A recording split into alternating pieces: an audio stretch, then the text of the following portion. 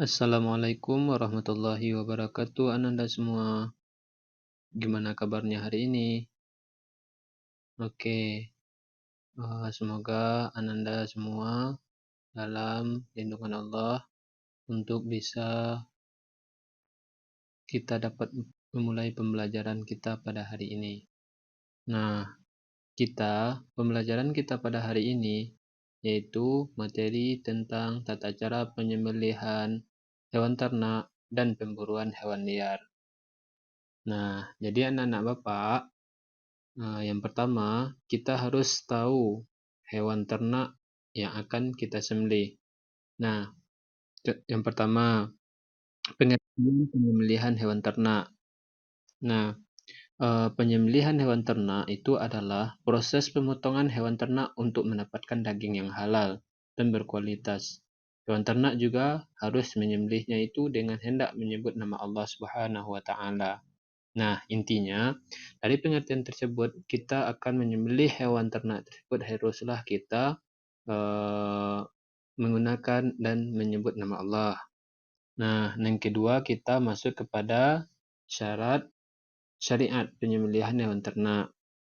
Nah, syariat penyembelihan hewan ternak yang pertama, penyembelihan itu dalam ajaran Islam membawa setiap hewan yang dikonsumsi harus disembelih dengan terlebih dahulu dengan menyebut nama Allah Subhanahu wa Ta'ala dengan benar. Yang kedua, ketentuan penyembelihan ternak di dalam Islam.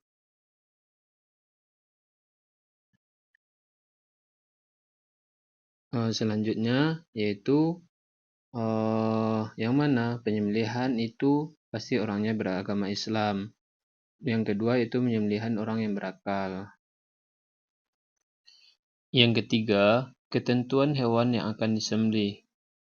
Yang pertama, hewan dalam keadaan masih hidup, yang mana Allah mengatakan, diharamkan bagimu memakan bangkai, darah, daging babi, dan daging hewan yang disembelih bukan atas nama Allah, yang tercekik, yang dipukul, yang jatuh, yang tanduk, dan yang diterkam hewan buas, kecuali sempat kamu sembelih. Nah, jadi dari hewan dalam keadaan masih hidup itu yang mana contohnya seperti sapi, seperti ayam. Nah, itu hewan ternak yang masih hidup. Nah, jadi Ananda semuanya kita bisa memahami bahwasanya ketika hewan tersebut masih hidup, maka kita hendak menyembelihnya itu dengan menyebut Bismillah atau menyebut nama Allah. Contohnya seperti sapi, ayam tadi. Yang kedua yaitu hewan tersebut termasuk hewan yang halal. Nah, hewan itu halal seperti sapi, ayam, kambing, domba, dan lain sebagainya. Tetapi ketika kita menyembelihnya tidak sesuai dengan syariat Islam, maka itu disebut dengan hewan haram. Dagingnya yang disebut dengan haram. Nah, kita masuk ke tata cara penyembelihan hewan ternak. Yang pertama, tata cara penyembelihan secara tradisional, yaitu seperti menyiapkan lubang penampung darah. Yang kedua, hewan disembelih dihadapkan ke kiblat. Yang ketiga, kaki hewan daging dipegang kuat-kuat. Selanjutnya, kaki hewan dipegang kuat-kuat atau diikat, kepalanya ditekan ke bawah lubang penampung darah yang sudah kita sediakan tadi. Yang keempat, leher hewan diletakkan di atas lubang penampung darah yang sudah disiapkan. Yang kelima, berniat menyembelih dan membaca basmalah dan takbir. Nah, itulah tata cara penyembelihan hewan ternak. Yang pertama itu secara tradisional. Nah, yang ada tata cara penyembelihan secara mekanik. Mungkin sama saja kalau tata caranya sama dengan tradisional. Pasti mesin yang membedakan itu menggunakan mesin. Pastikan mesin pemotong hewan dalam keadaan baik. Yang kedua, siapkan hewan yang disembelih pada tempat yang pemotongan. Yang ketiga, penyembelihan berniat menyembelih dengan membaca basmalah dan takbir.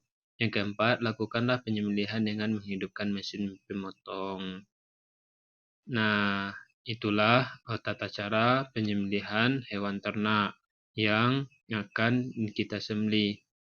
Jadi kalau anak-anak Bapak dominannya sekarang yang dekat dengan kita itu adalah penyembelihan hewan ternak seperti ayam. Nah, ayam itu kita sembelih melakukan dengan menggunakan pisau yang tajam, memutuskan urat leher ayam, dan itu pun kita hendak mendapatkan dagingnya yang halal, yang bermanfaat, hendak kita membaca dengan nama Allah. Itulah tata cara dari penyembelihan hewan ternak. Nah, mungkin banyak hewan ternak yang lainnya yang akan bisa kita sembelih.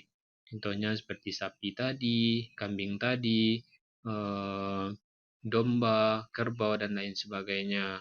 Supaya itu hendak kita mendapatkan daging yang halal dan dapat kita konsumsi.